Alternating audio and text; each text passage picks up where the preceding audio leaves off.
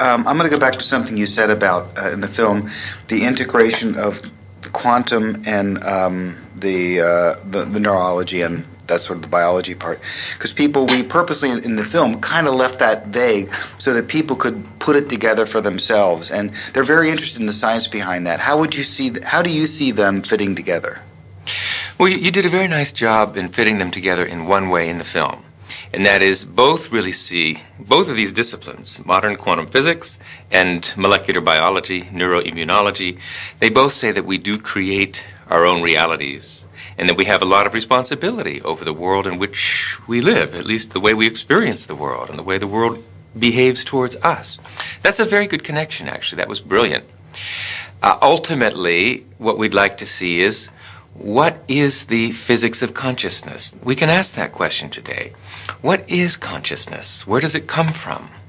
What are the origins of consciousness? What are the limits of human potential? We're in a position to actually answer that now, I believe, although there's certainly not consensus yet in the scientific community about that. But with the real cutting-edge knowledge, the discovery of the unified field, the so-called superstring field, we now understand that life is fundamentally one. At the basis of all life's diversity, there is unity. At our basis, you and I are one. And that unity, at the basis of mind and matter, is consciousness, universal consciousness. So with that deep understanding that consciousness isn't created by the brain, it's not purely an outcome of molecular chemical processes in the brain, but is fundamental in nature. It's the very core of nature. We call it the unified field. Now that we have that foundational understanding of what consciousness is, we can solve the mind-body problem. We can see how consciousness percolates up through our physiology to become the consciousness that we experience and see and sensory perception and all of that. So there is a foundation now to really link rigorously neuroscience with quantum physics. That might be really a next step in the development of the movie. You've asked the questions in the first movie. Now we're just on the verge of being able to answer those questions. So you mentioned the unified field. For people who a lot of people are going, well, that sounds nice, it's unified, everything's one. Could you dive a little more technically into what the unified field is? Progress in our understanding of the universe through physics over the past quarter century has been exploring deeper levels of natural law, from the macroscopic to the microscopic, from the molecular to the atomic to the nuclear to subnuclear levels of nature's functioning, so-called electroweak unified scale, grand unified scale, super unified scale. And what we've discovered at the core basis of the universe, the foundation of the universe, is a single universal field of intelligence, a field which unites gravity with electromagnetism, light, with radioactivity, with the nuclear force, so that all the forces of nature and all the so-called particles of nature, quarks, leptons, protons, neutrons, are now understood to be one. They're all just different ripples on a single ocean of existence. That's called the unified field or superstring field, and it's a mathematical tour de force. But we have realized Einstein's dream. He dedicated half of his life to discovering this unified field, and now in the context of the superstring, that has been achieved. So unified field theories based on the superstring identify a single universal field of intelligence, an ocean of existence, at the basis of everything, mind and matter. And all the so-called particles of the universe, the forces in our universe, everything in the universe are just ripples on that ocean of existence. That's the unified field. And that field is a non-material field. It is ultimately the field of consciousness. And all our separate consciousness, wherever there's consciousness, is merely consciousness by virtue of the fact that my consciousness, your consciousness, are ultimately that. Everything in the universe is really nothing but that.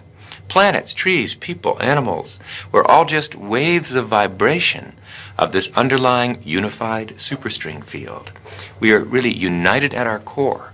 And ultimately the understanding that's emerging will be that there is only one consciousness in this room. And it is you. And it is me. And it is each and every one of us. We individualize our consciousness through the filter of our nervous system.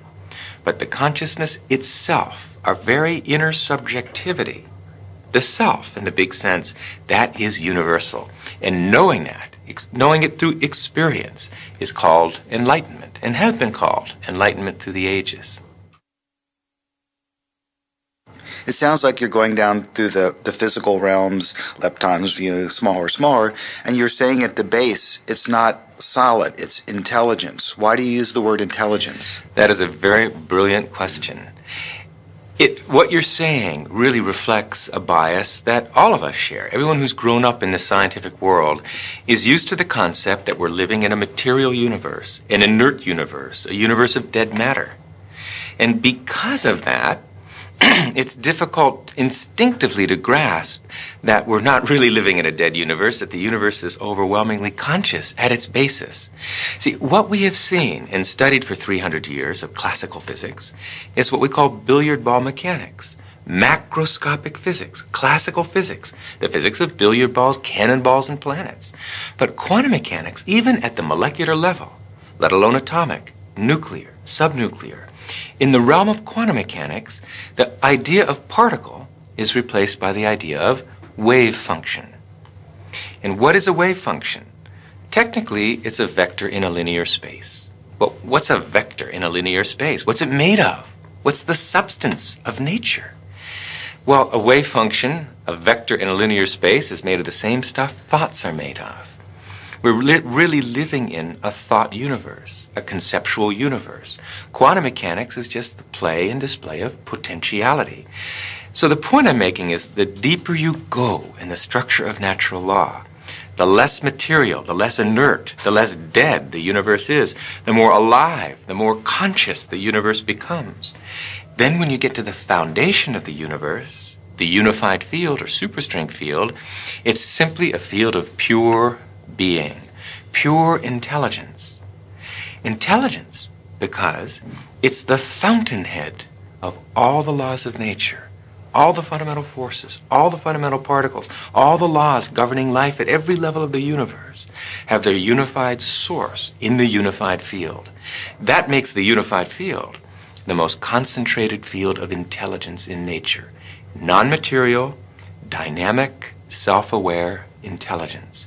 Those are the properties of the unified field.